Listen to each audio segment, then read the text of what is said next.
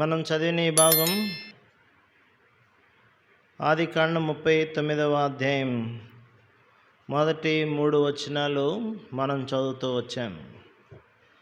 ఈ భాగంలో మొదటి వచనంలో యోసేపును ఐగుప్తునకు తీసుకొని వచ్చినప్పుడు ఫరో యొక్క ఉద్యోగస్తుడును రాజు సంరక్షక సేనాధిపతియునైన పోతీఫరు అను ఒక ఐగుప్తీయుడు అక్కడికి అతని తీసుకొని వచ్చిన ఇష్మాయేలీయుల యొద్ద అతని కొనెను అనే మాట చూస్తాం.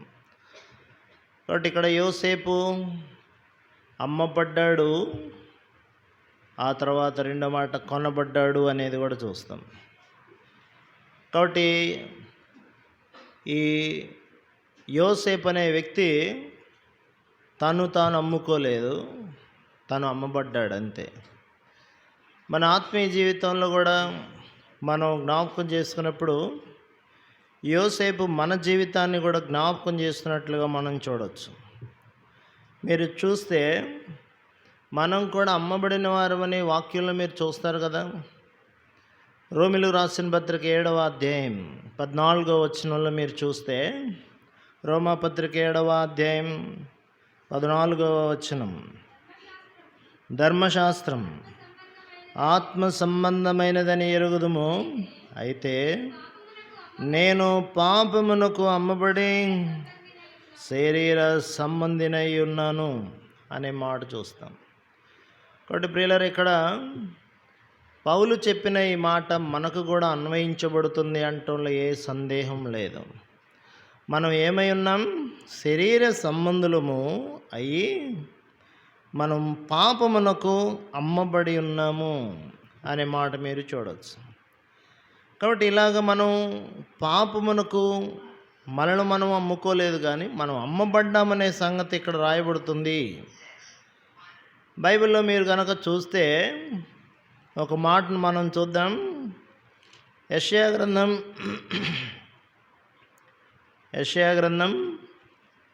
50వ అధ్యాయం మొదటి వచనంలో మనం చూడవచ్చు. యెహోవా ఇలాగూ సెలవిచ్చుచున్నాడు, మీ తల్లిని విడనాడిన పరిత్యాగ పత్రిక ఎక్కడున్నది? నా అప్పున వారిలో ఎవనికి మిమ్ము నమ్మివేసి తిని మీ దోషములను బట్టి మీరు అమ్మబడితిరి, మీ అతిక్రమములను బట్టి మీ తల్లి పరిత్యాగము చేయబడెను అనే మాట చూస్తాం. కాబట్టి ఇక్కడ మీ దోషములను బట్టి మీరు అమ్మబడితిరి. మనల్ని అమ్మింది ఎవరు అంటే ఆదాము అనేటువంటి వ్యక్తి మనల్ని అమ్మివేశాడు అని చెప్పచ్చు. మనం 52వ అధ్యాయంలో ఇదే యెషయా గ్రంథం మీరు చూస్తే 3వ వచనంలో ఊరకై అమ్మబడితిరి కదా అని ఉంటుంది.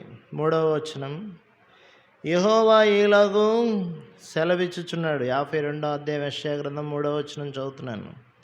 మీరు ఊరకయే అమ్మబడితిరి కదా, రోకలియకయే మీరు విమోచించబడెదరు. ఎలాగ అమ్మబడ్డారు? మీరు ఊరకయే అమ్మబడతారు. ఏదైనా మనం అమ్ముకున్నప్పుడు లాభాలు చూసుకుంటాం. ఏంటి? ఏదైనా లాభాలు చూసుకొని అమ్ముకుంటాం. ఆదాము తను అమ్ముకున్నప్పుడు, లేక మన జనరేషన్ అమ్మేసినప్పుడు ఏమైనా లాభం ఉందా ఆయనకి? ఊరకయే మనల్ని ఏం చేశారంట? అమ్మివేశారు. ఏ లాభప్రాప్తి లేకయే మనం అమ్మబడినటువంటి వ్యక్తులం. కాబట్టి ఇక్కడ మనం చూస్తాం, ఈ మాట మనం అమ్మబడిన జీవితాన్ని జ్ఞాపకం చేస్తుంది. ఇంకొక స్థలంలో ఇంకొక వాక్యాన్ని మనం చూస్తే, రాజుల గ్రంథం దగ్గరికి వెళ్తే అక్కడ ఈ పదం ఇంకొక రకంగా రాసి ఉంటుంది. రాజుల మొదటి గ్రంథం ఇక్కడ చూడండి, 21వ అధ్యాయం 25వ వచనం, 25, తన భార్య అయిన యెజెబెలు ప్రేరేపణ చేత యెహోవా దృష్టికి కీడు చేయ తన్ను తాను అమ్ముకొనిన ఆహాబు వంటి వాడు ఎవడునూ లేడు. ఈ రెండో మాట మనకేం జ్ఞాపకం చేస్తుంది? వాస్తవమే. అక్కడ ఆదాము మనల్ని అమ్మివేశాడని మనం చదువుతూ ఉన్నాం కదా. ఇక్కడేమి రాయబడిందంటే తన్ను తాను అమ్ముకుని వాడనే పదాన్ని చూస్తాం. మనం కూడా ప్రియులారా ఈ లోకంలో పుట్టిన తర్వాత మనం కూడా పాపం చేస్తున్నాం, కీడు చేస్తున్నాం, మనల్ని మనంగా కూడా స్వయంగా అమ్మబడుతూ ఉన్నాం, అమ్ముకుంటున్నాం అనేది మనం చూడవచ్చు. ఇక్కడ దేనికి అమ్మబడ్డాడు? కీడు చేయడానికి. దేనికంట? కీడు చేయడానికి అమ్మబడ్డాడు. ఇక్కడ ఇంకొక మాట కూడా రాసింది, తన దృష్టికి కీడు అనిపించట్లేదు. అది ఎవరి దృష్టికి? ఆహాబు దృష్టికి కీడు అనిపించట్లేదు అది. కానీ ఎవరి దృష్టికి కీడది? యెహోవా దృష్టికే కీడది. కానీ అది ఆయన యోచించలేదు. అందుకని ఆ మాట రాసింది, యెహోవా దృష్టికి కీడు చేయ తన్ను తాను అమ్ముకొనిన ఆహాబు వంటి వాడు ఎవడునో లేడు. మానవులుగా మనం కీడు చేయడానికి అలవాటు పడిన మనం మేలు చేయ వల్ల పడదు అని బైబిల్లో రాసింది కదా. మనం ఎవరో చెప్పండి? కీడు చేయడానికి మనల్ని మనం అమ్ముకున్నటువంటి వ్యక్తులుగా మనం ఉన్నాం అనే మాట చూస్తాం. కాబట్టి ఇలాగ తను తను అమ్ముకోవడానికి తను ప్రేరేపించిన వాళ్ళు ఎవరో కూడా అక్కడ రాసి ఉంటుంది. ఆడ తన భార్య అయిన యెజబెలు ప్రేరేపణ చేత అనే పదం చూస్తారు. యాక్చువల్గా తనకి ప్రేరణ రాలేదేమో కానీ ఎవరు ప్రేరేపించారంట ఆయన్ని? యెజబెలు తన్ను ప్రేరేపించింది. మన ఆత్మీయ జీవితంలో కూడా మనం కూడా ఎవరు ప్రేరేపణ కింద ఉంటున్నాం? ఎవరు ప్రేరేపణ కింద ఉంటున్నామంటే సాతాను ప్రేరేపిస్తుంది మనల్ని. కీడు చెయ్యి, పాపం చెయ్యి అని మనల్ని ప్రేరేపిస్తూ ఉంటే దాని ప్రేరేపణకు మనం లొంగిపోతూ ఉంటాం, అమ్మబడుతూ ఉంటాం. మీరు కనుక వాక్యంలో చూస్తే ఎవరిని ప్రేరేపిస్తాడు? 2వ అధ్యాయం ఎఫెసీ పత్రిక 2వ వచనం. 2వ అధ్యాయం ఎఫెసీ పత్రిక 2వ వచనం.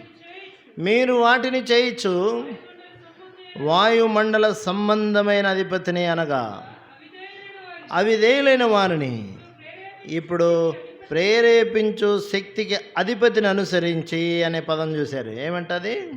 ఎవరు ప్రేరేపిస్తుంది? ఆ రాసింది కదా, వాయుమండల సంబంధమైన అధిపతిని అనగా అవిధేయులైన వారిని ఇప్పుడు ప్రేరేపించు శక్తికి అధిపతిని అనుసరించారు అనే మాట చూస్తాం. వాయుమండల సంబంధమైన అధిపతి అనే మాట చూస్తారు మీరు. అంటే ఆకాశంలో తిరిగేటువంటి వాయుమండల సంబంధమైన అపవాది అనేది మనం చూడవచ్చు. కాబట్టి ఇక్కడ అంధకార సంబంధముకు లోకనాథులు ఆకాశ మండలమందున దురాత్మ సమూహాలని ఎఫెసీ 6:12 రాసి ఉంటారు అన్నమాట.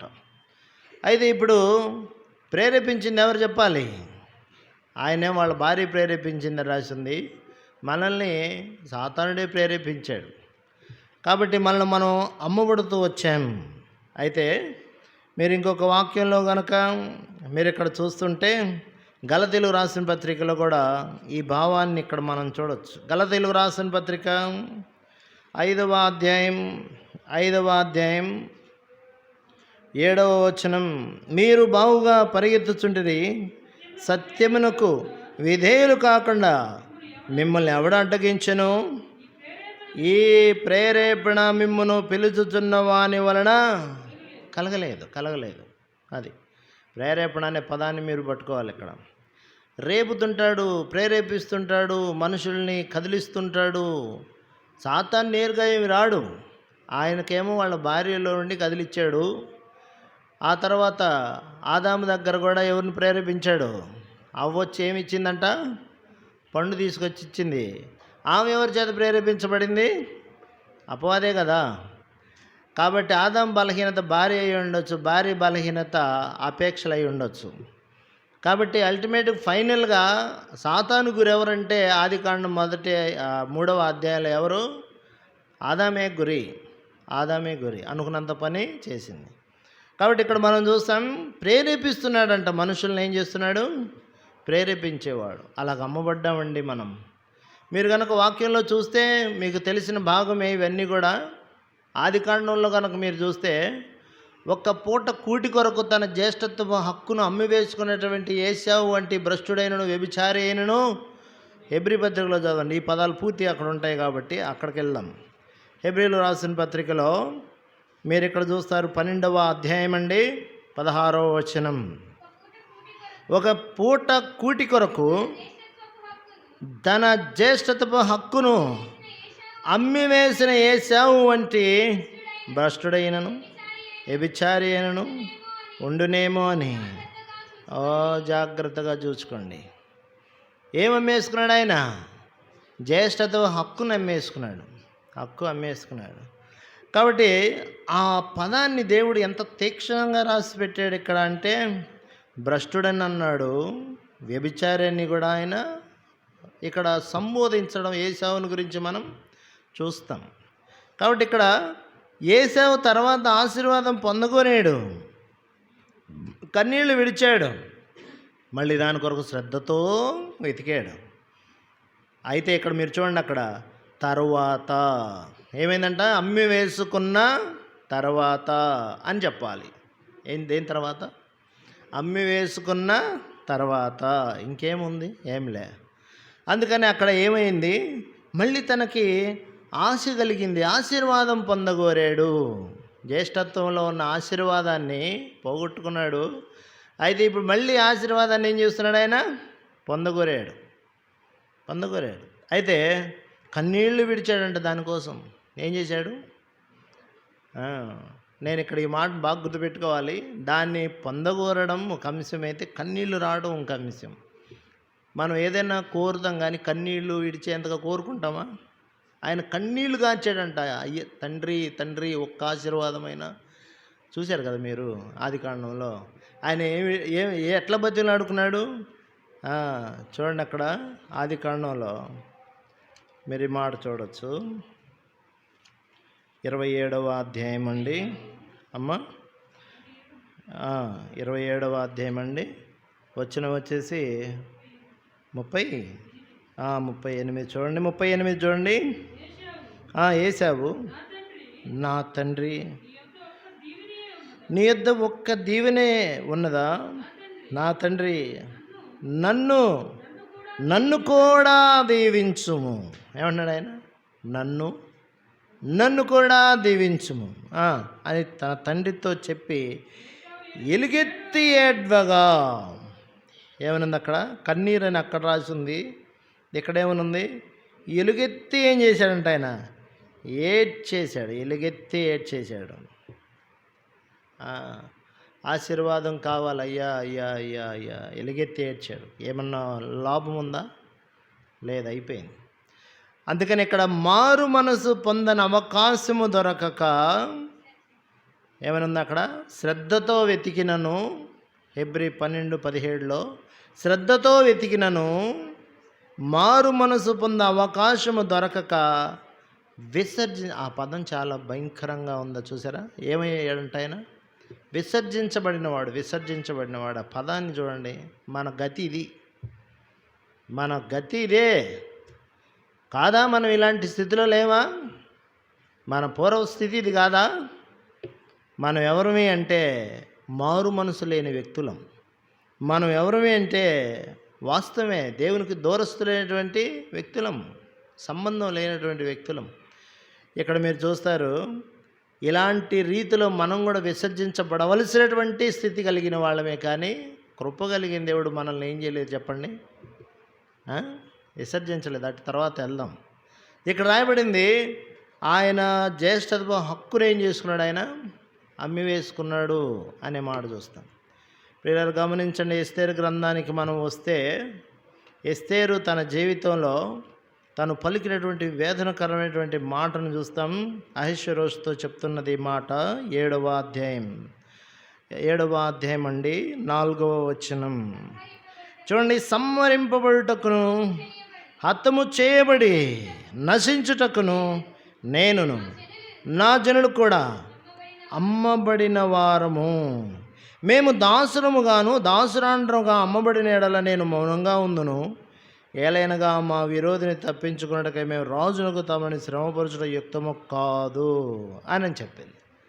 ఏంటంట? మనం కనుక చూస్తే మనం దాసులుగా కూడా అమ్మబడ్డాం, లేక దాసులంగా చేయబడ్డాం. యోహాను సువార్త 8వ అధ్యాయంలో ఉంది కదా. ఏమన్నా ఉంది? పాపం చేయ ప్రతివాడు పాపంకి ఏమై ఉన్నాడు? దాసుడని మనం చూస్తాం. అయితే ఇక్కడ దాసులుగా అయితే అంతవరకు అయితే నేను మౌనంగా ఉండేదాన్నయ్యా, మేము సంహరింపబడడానికి, హతము చేయబడడానికి అమ్మబడినవారు. మనం నిత్య నరకానికి వెళ్ళేలాగా అమ్మబడ్డాం. నాశనానికి ఏం చేయబడ్డాం? లేదా మన జీవితంలో నాశనం ఉందా లేదా? నశించిన దాన్ని వెతికి రక్షించడానికి యేసుప్రభు వచ్చాడని మనం అంతకుముందు చూసాం. యోహాను సువార్త 3:16లో యేసుప్రభు దేనికి వచ్చాడు? దేవుడు లోకమును ఎంతో ప్రేమించెను, కాగా ఆయన తన అద్వితీయ కుమారునిగా పుట్టినవానియందు విశ్వాసముంచు ప్రతివాడు నశింపక నిత్య జీవం పొందినట్లు ఆయనను అనుగ్రహించెను అనే మాట చూస్తాం. కాబట్టి చూడండి, మనం నాశనానికి వెళ్ళాల్సిన వ్యక్తులం కాదా? అలాంటి రీతిలో మనం అల్టిమేట్గా ఫైనల్గా నరకానికి అమ్మబడలేదా? పాపం వల్ల వచ్చే జీతం నరకం కాదా? ఇది మన దౌర్భాగ్య స్థితి కాదా? కాబట్టి ఆలోచిస్తాం. ఇలాంటి వ్యక్తులం మనం. నిజమేనండి, యోసేపు అమ్మబడినటువంటి పరిస్థితుల్లో ఉన్నాడు. ఇదే పరిస్థితి. కాబట్టి అయిపోయింది. అమ్మ నాయనల నుంచి దూరం చేసేసారు. అమ్మ చిన్నప్పుడే చనిపోయింది కదా. ఎవరికి? యోసేపు గురించి చూద్దాం, ముందు ముందు ధ్యానాల్లో వస్తుంది. నాకు యోసేపుని గురించి ఆలోచిస్తుంటే అలాంటి పిల్లల్ని మీరు చూస్తే జాలి పడతారు. అమ్మ చిన్ననాడే వెళ్ళిపోయింది. ఆయన దాదాపు 17 ఏళ్ల వయసు అప్పుడా ఉంది అక్కడ. అది కూడా వయసు కూడా రాసిందే. అమ్మ ఆయన ఏ వయసులో ఉన్నాడు అనేది కూడా రాసి ఉండాలి. అయితే ఇప్పుడు ఇక్కడ మనం చూసి యోసేపు ఏం చేయబడ్డాడు? అమ్మబడినటువంటి స్థితిలో ఉన్నాడు. అటు వెళ్ళొద్దులేండి, ఇప్పుడు మనం పక్కకి వెళ్ళిపోతాం, మళ్ళీ డైవర్ట్ అవుతాం. ఇక్కడ మనం మళ్ళీ మొదటి వచనానికి వద్దాం రండి. ఆదికాండం 39వ అధ్యాయం మరి మొదటి వచనం. యోసేపును ఐగుప్తునకు తీసుకుని వచ్చినప్పుడు ఫరో యొక్క ఉద్యోగస్తుడును రాజ సంరక్షక సేనాధిపతి అయిన పోతిఫరోను ఒక ఐగుప్తీయుడు అక్కడికి అతన్ని తీసుకొని వచ్చిన ఇష్మాయేలీయుల యొద్ద అతని కొనేను అనే పదాన్ని చూస్తాం. ఇష్మాయేల్ అని ఇక్కడ ఉందే, ఆడ మిద్యానీయులు అని ఉంది. మీరు చూస్తే ఎవరికి అమ్మేశారంట? మిద్యానీయులు అనే పదాన్ని మీరు చూస్తారు. అయితే ఇక్కడ ఎవరంట? ఇష్మాయేలీలు అనే పదాన్ని మీరు చూస్తారు. మిద్యానీయులు అని ఉందా లేదా ఇక్కడ? వాళ్ళు వస్తుంటే ఎన్నో వచనం ఇది? 28. చూడండి ఇక్కడ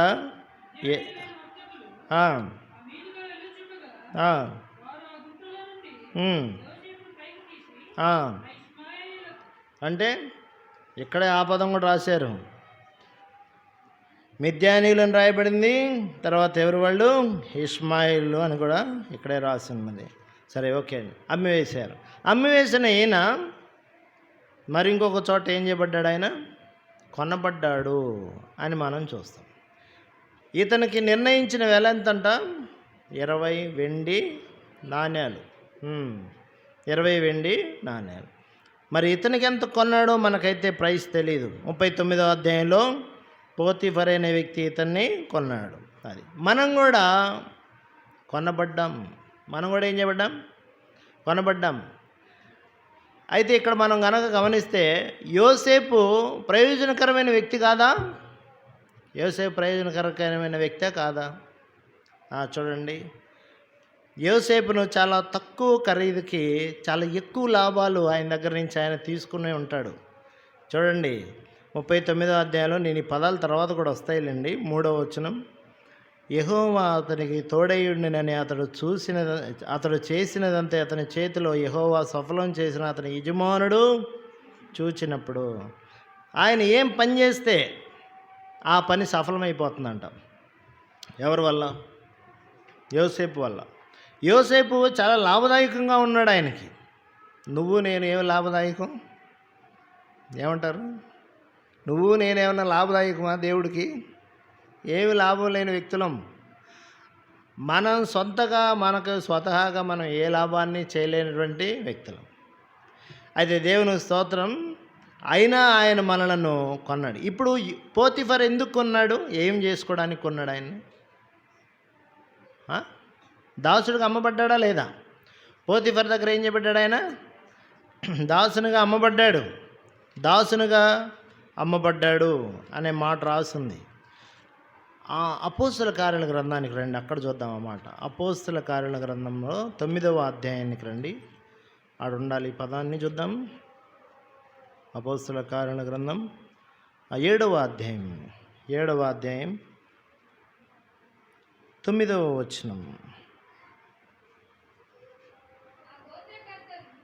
ఒక్క నిమిషం నాన్న.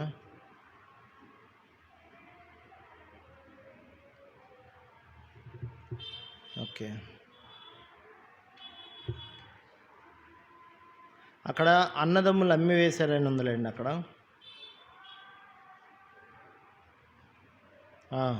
105వ కీర్తన 17వ వచనం చూడండి. దాసుడుగా అమ్మబడిన అనే పదం. 105వ కీర్తన, వారికంటే ముందుగా ఆయన ఒకని పంపెను.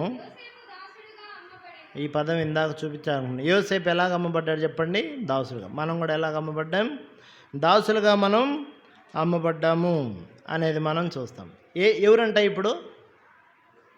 పనివాడు, అంతేనా? అంటే అమ్మబడింది దాసుడుగానే, కొనబడింది కూడా ఏమై ఉండాలి? దాసుడుగానేనా కాదా? ఇప్పుడు పోతీఫర్ ఇంట్లో కుమారుడుగా చూస్తాడా, దాసుడుగా చూస్తాడా?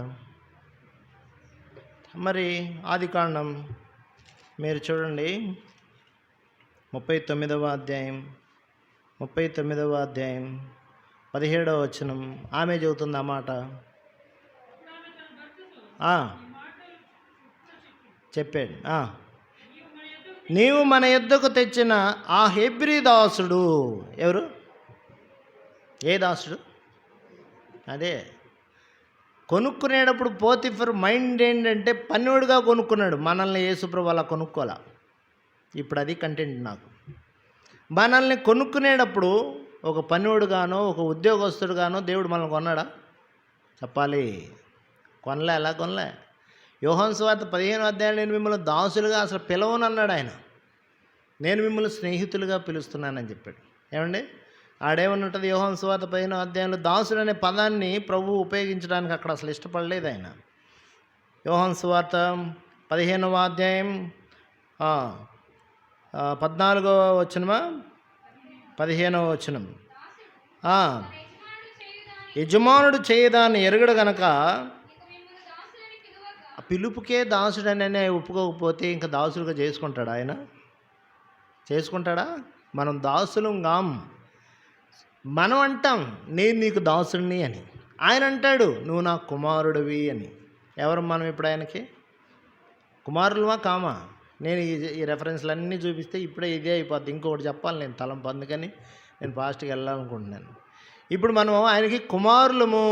ఎఫెసీ పత్రిక 1వ అధ్యాయం 4-6 వచనాల్లో కుమారులుగా స్వీకరించాడని రాసింది. ఎలా స్వీకరించాడు ఆయన? మనను స్వీకృత పుత్రులం మనం. ఏమండి, రాసిందా లేదా? ఎఫెసీలో రాసిన పత్రిక 1వ అధ్యాయం 4-6 వచనాల్లో ఎట్లనగా, మొత్తం చదివితే లేట్ అవుతుంది నాన్న. యేసుక్రీస్తు ద్వారా తనకు కుమారులుగా స్వీకరించాడు. ఎలా స్వీకరించాడు? పనుడుగా స్వీకరించాడా? దేవునికి స్తోత్రం. మనం ఆయనకి కుమారులుగా స్వీకరించబడ్డాం. అవును, అందుకని గలతీయులకు రాసిన పత్రికలో కూడా మీరు చూస్తే దత్తపుత్రులం మనం. ఎవరము? 4వ అధ్యాయం 5వ వచనం. అయితే కాలం పరిపూర్ణమైనప్పుడు పుట్టి ఏ పుత్రులు? కింద రాసి ఏముంది? 5 అని కేసి స్వీకృత పుత్రులము. ఎవరు మనం? స్వీకృత పుత్రులం. అది కాబట్టి మనల్ని దేవుడు ఎలాగ స్వీకరించాడు అంటే, అప్పుడప్పుడు పిల్లలు లేకపోతే పిల్లల్ని తీసుకుంటారే, వాళ్ళని ఏమంటారు? దత్తత తీసుకున్నారండి అని అంటారు. మనల్ని కూడా ఎలాగ తీసుకున్నాడు ఆయన? దత్తత తీసుకున్న వాళ్ళు వారసులు అవుతారా కదా? వారసులు గారా? అది ఇక్కడ మనల్ని స్వీకరించాడు ఆయన. దత్తపుత్రులము కావలెనని అనే పదాన్ని మీరు చూస్తారు. కాబట్టి దేవుని స్తోత్రం. ఆయన మనలను దత్తపుత్రులని అనొచ్చు, స్వీకృత పుత్రులని అనొచ్చు. కాబట్టి 12వ అధ్యాయం హెబ్రీ పత్రిక 7వ వచనంలో దేవుడు మనలను కుమారులుగా చూచుచున్నాడు అని రాసింది. ఎవరుగా చూశాడు ఇక్కడ? ఇక్కడ దత్తపుత్రులుగా చూస్తున్నాడు అని లేదు. ఇక్కడ ఎలాంటి వాళ్ళగా చూస్తున్నాడు ఆయన మనలను? కుమారులుగా ఆయన మనలను చూస్తున్నాడు. ఎలాగ తీసుకున్నాడు చెప్పాలి, ఒక్క మాట చెప్పండి ఇప్పుడు మీరు. కుమారులుగా. అది చాలండి ఆ మాట. ఇంకా కొన్ని సంగతులు ఉన్నాయి బైబిల్లో. ఇక్కడ మీరు గమనించండి, ప్రభువు మనల్ని కొన్నప్పుడు వారసులుగా చేయాలని కుమారులుగా మనల్ని ఆయన స్వీకరించాడు. అందుకే మనలను విమోచించాడు. దేవానికి స్తోత్రం. పోతిఫర్ అయితే యోసేపును పని చేయించుకునే దాసులుగా కొనుక్కున్నాడు, కానీ నువ్వైతే నీ స్వాస్థ్యములో వారసత్వం మాకు ఇవ్వాలని నీవు మమ్మల్ని కుమారులుగా స్వీకరించావు. కాబట్టి మనం వారసులం కాదంటారా? మనం ఎవరని చెప్పండి? దేవునికి ఏమై ఉన్నాం? వారసులం. రోమపత్రిక 8వ అధ్యాయం 14వ వచనంలో నడిపించబడిన వారు దేవుని ఆత్మచేత కుమారులు అని చెప్తాడు. తర్వాత కిందికి కనుక మనం వస్తే 17వ వచనం, మనం పిల్లలమైతే వారసులం, అనగా దేవుని వారసులం, క్రీస్తుతో కూడా మహిమ పొందుటకు ఆయనతో శ్రమపడిన క్రీస్తు తోటి వారసులం. 3 పదాలు ఉన్నాయి ఇక్కడ. వారసుడు, తర్వాత దేవుని వారసుడు, 3 క్రీస్తుతోటి వారసుడు. 3 మాటలు ఉన్నాయి. అద్భుతమైన వాక్యాలు ఇవన్నీ. ఎలా ఉన్నాయి చూడండి, చాలా ఆనందమైనటువంటి మాట ఇది. వారసుడవు నువ్వు, దేవుని వారసుడవు, దేవుని దగ్గర నువ్వు క్రీస్తుతోటి వారసుడు అంట. నాకు ఆ పదం చాలా ఆశ్చర్యంగా అనిపించింది. ఆయనతో సమానమైన వారసులుగా మనల్ని ఉంచడానికి ఎవరైనా ఇష్టపడతారు? మీ ఇంట్లో 2-3 పిల్లలు ఉంటే ఇంకొకరిని తెచ్చుకున్నారనుకోండి, బాయ్ వీడు కూడా నీతోటి సమానం అని అంటే ఊరుకుంటారు? నీ పక్కనున్న నీ ఇంకో కుమారుడు. కానీ ఇక్కడ రావి క్రీస్తుతోటి మీరెవరు? వారసులు. ఎంత గొప్ప మాట అండి. ఎట్ట ప్రేమించాడో చూడండి ఆయన మనలను. పోతిఫర్ ఇలాగ ప్రేమించాడంటారా? లేనే లేదు. పోతిఫర్ బెనిఫిట్స్ చూశాడు, విచారణకర్తగా చేశాడు, పనుల మీద ఆయనకేమిచ్చాడు? ఆధిపత్యాన్ని ఇచ్చాడు. ప్రయోజనం ఉంటే ఇచ్చాడు. మన వల్ల ఏం ప్రయోజనం ఉండి ఇంత గొప్ప భాగ్యాన్ని ఇస్తున్నాడు ఆయన? మీరు ఆరాధించొద్దండి ఈ మాటకి. ఆ వంతుని కూర్చుంటారు ఎట్టాగే ఆనందంతో గంతులేయాలి ఈ మాటకి. మనల్ని ప్రేమించిన దేవుడు మనల్ని ఏ స్థాయిలో పెట్టాడు అంటే పనివాడి స్థాయిలో పెట్టలేదు, కుమారుడి స్థానాన్ని ఇచ్చాడు. అందుకే ప్రభువా నీకు ఎంతో వందనాలు. ఇలాగ మనలను కొనడానికి అమ్మ మనల్ని కనేటప్పుడు కడుపు చించుకొని కన్నాను రా అంటుంది కదా, అంతేనా? ఎలాగంటారు మనల్ని? ఎలాగన్నారు? అమ్మ కడుపు చించుకొని కన్నాను రా నిన్ను అంటారు. కనేటప్పుడు చచ్చి బతికైనట్టే లెక్క. యేసు ప్రభు నిజంగా మనల్ని కంటానికి చచ్చిపోయాడు ఆయన, అవునా కదా? తేలు పిల్లల్ని ఎట్టగనిద్దంట? సరే మీరు చెప్పరులే, లేట్ అయింది. కానీ తేలంట కన్నటప్పుడు అంట పొట్ట పగిలిద్దంట, పిల్లలు బయటకు వస్తే అది చచ్చిపోయిందంట తేలు. ఇప్పుడు యేసు ప్రభు మనల్ని కంటానికి ప్రాణం పెట్టాలి అంతే, తప్పదేక ప్రాణం పెట్టాలి అంతే. చీరాల్లోనే అంట జాన్ సుబ్బారెడ్డి అంకుల్ చెప్పారు ఒకసారి, ఎవరో ఒక డెలివరీ టైం వచ్చి తల బయటకు వచ్చిందంట, లోపల ఉన్నారంట, బిడ్డ బయటికి రావడానికి వీల్లేదంట. అప్పుడు ఏం చేశారు? బిడ్డ కావాలో తల్లి కావాలో మీరేం చేయండి, కోరుకోండి అని అడిగారంట. ఎవరో ఒక్కళ్ళే బ్రతుకుతారండి అంటే, తల్లి కావాలండి బిడ్డను తీసేయండి అన్నారు. తల అంతవరకు తీసేసి సెపరేట్ చేసి తీసేశారు, తల్లిని బతికించుకున్నారు. అదే మాట యేసయ్యని అడిగారు ఇంకేం చెప్తాడు ఆయన? నా ప్రాణం పోయినా పర్లేదండి, నా బిడ్డలు కావాలి నాకు అంటాడు. అంతేనంటాడా కాదా?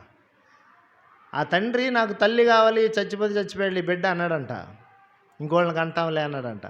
యేసు ప్రభు ఇంకోళ్ళని ఉంటారులే అని అనలే.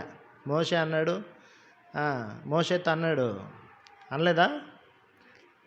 నేను ఇక్కడేం జ్ఞాపకం చేస్తున్నానంటే, మళ్ళీ ప్రాముఖ్యం గుర్తుపెట్టుకోవాలి, మనము దేవునికి ఎంతో అవసరం. ప్రేమించాడు, కుమారులుగా మనల్ని ఏం చేశాడు ఆయన? ప్రేమించాడు. సో కాబట్టి ఇక్కడ మనం ఎవరిమి? ఆయనకి కుమారులు. ఎలా కన్నాడు మనల్ని? ఎలాగ కొన్నాడు మనల్ని? కొన్నాడు అని అంటే ఎలా కన్నాడు ఆయన? ప్రకటన గ్రంథం చూడండి, 5వ అధ్యాయం 9వ వచనం. చదువుమా.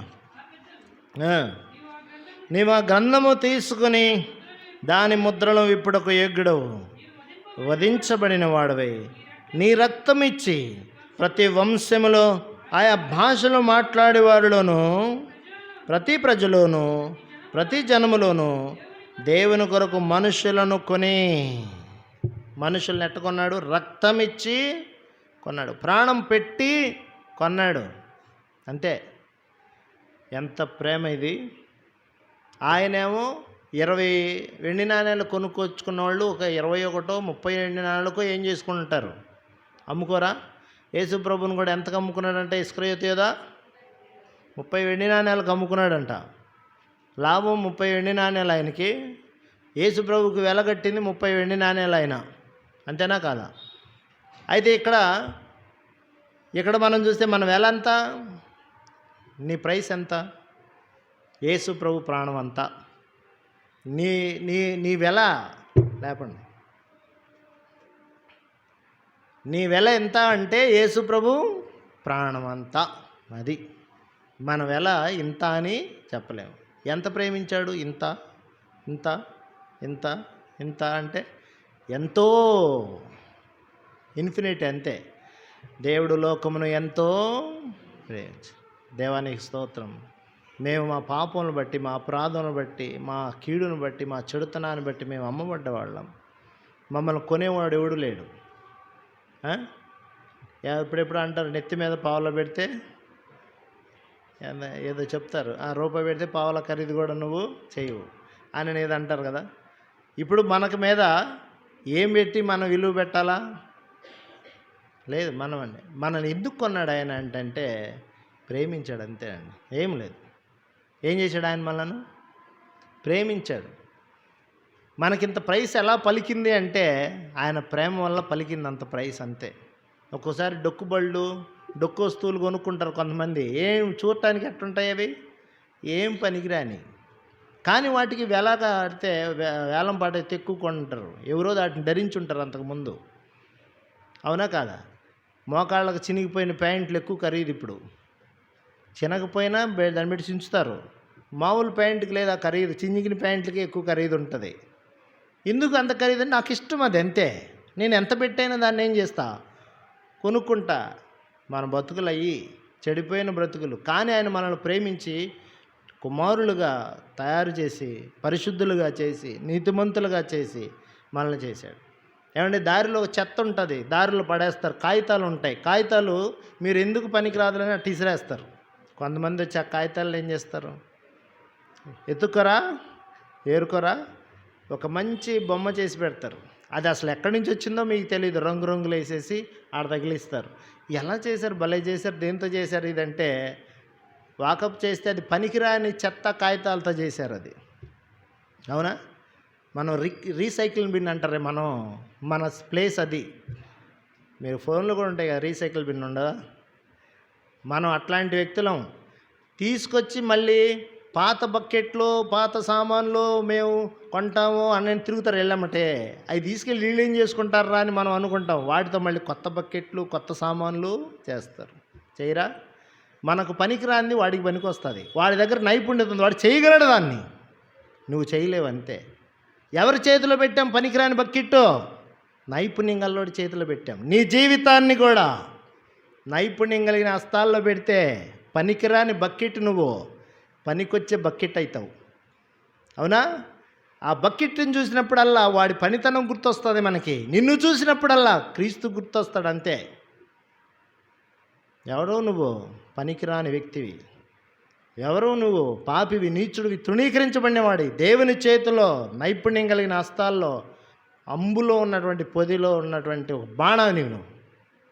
దేవుడు అలా చేయడా? దేవుని స్తోత్రం. ఈరోజు మనల్ని మనుషులుగా చేసి పరిశుద్ధులుగా ఉంచి యాతి ఏమైపోయి ఉండేవాళ్ళం? కాలగర్భంలో ఏనాడో కలిసిపోయి ఉండేవాడిని. నా మట్టుకు నేనైతే. మీరు కూడా అంతే అనుకోండి. నేను ఆయన ఆరాధించకుండా ఎట్లుంటాం? అంతేనా? ఎట్లుండగలను నీ పాట పాడక, ఎవరు పాడని గీతమును. ఈ పదాలన్నీ అందుకే రాయబడ్డాయి. అది సరే. నేను దాటి ముందుకు వస్తానని ఇంకొక సంగతి చెప్తాను. నా టైం అయిపోయింది. చూడండి, ఇంకొక పదాన్ని జ్ఞాపకం చేస్తానండి. ఆదికాండం 39వ అధ్యాయం ఆదికాండం 39వ అధ్యాయం. ఇక్కడ 2వ వచనాన్ని మనం చూస్తున్నాం. యెహోవా యోసేపునకు తోడై ఉండెను గనక అతడు వర్ధిల్లుచు తన యజమానుడగు ఐగుప్తుని ఇంట ఉండెను. ఏమైనాడంట? దేవుడు తోడై ఉన్నాడు. అది సంగతి, తోడై ఉన్నాడు. అసలు నేను దీని మీద చాలా సుదీర్ఘమైనటువంటి దాన్ని చెప్పాలని నేను ఆశపడుతున్నాను. దేవుడు ఏమై ఉన్నాడు మనకి? కొనబడిన వాడికి పోతీఫరు తోడై ఉండాలి. ఏమండి? ఎవరు తోడై ఉండాలి? కొనుక్కున్నోడు జాగ్రత్తగా దాన్ని ఏం చేయాలి? చూసుకోవాలి. కానీ మనల్ని కొన్న ప్రభు మనకేమై ఉన్నాడు? తోడై ఉన్నాడు.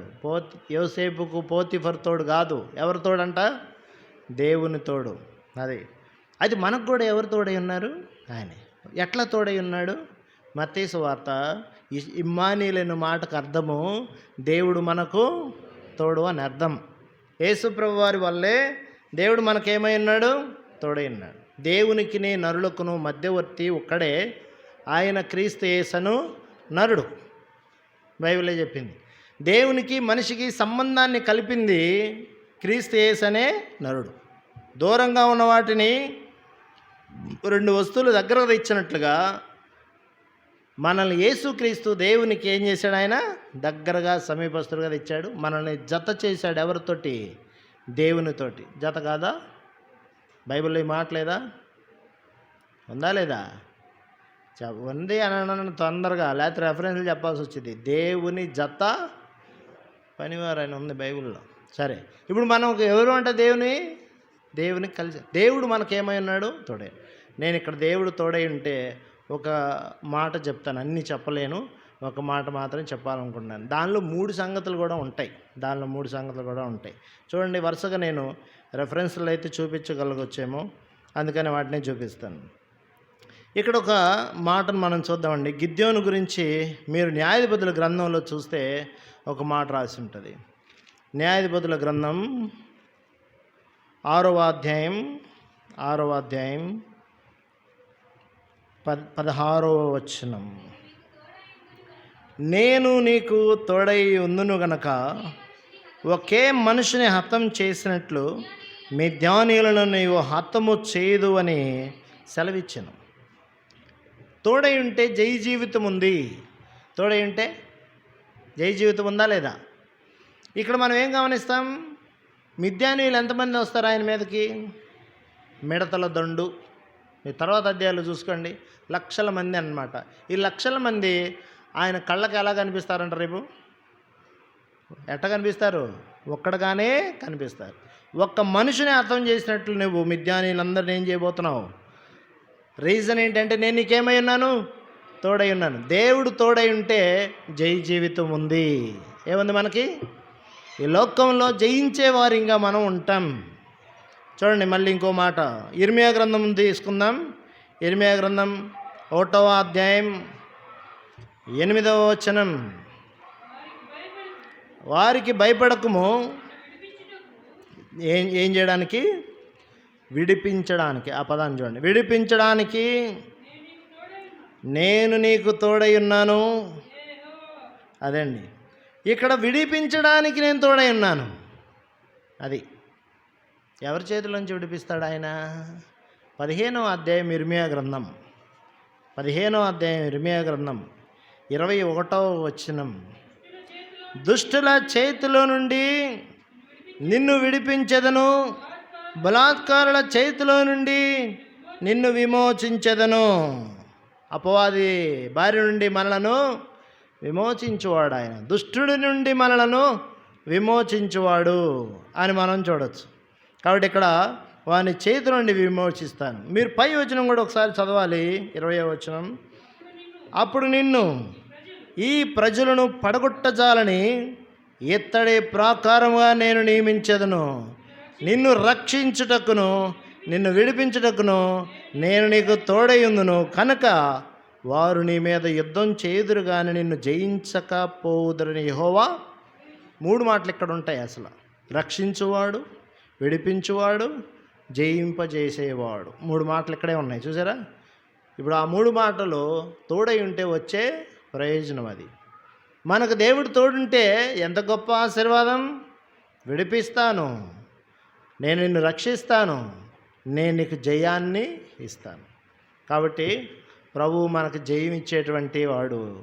యోసేపు జీవితంలో జయ జీవితం కలిగిన వాడు. పోతిఫరు భార్య ఏం చేసింది? ఆయన్ని శోధించింది, పాపం చేయమని ప్రేరేపించింది, కానీ అయితే ఆయన శోధనను జయించగలిగాడు. ఎవరు తోడుంటే?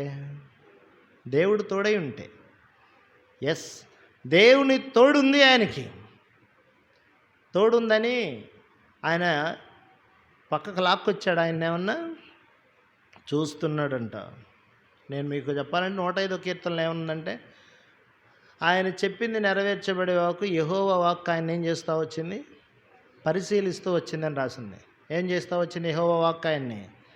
అంటే దేవుడు ప్రతి సందర్భంలో యోసేపుని ఏం చేస్తున్నాడు? పరీక్షిస్తున్నాడు. ఇప్పుడు నేను ఒక మాట జ్ఞాపకం చేయాలంటే,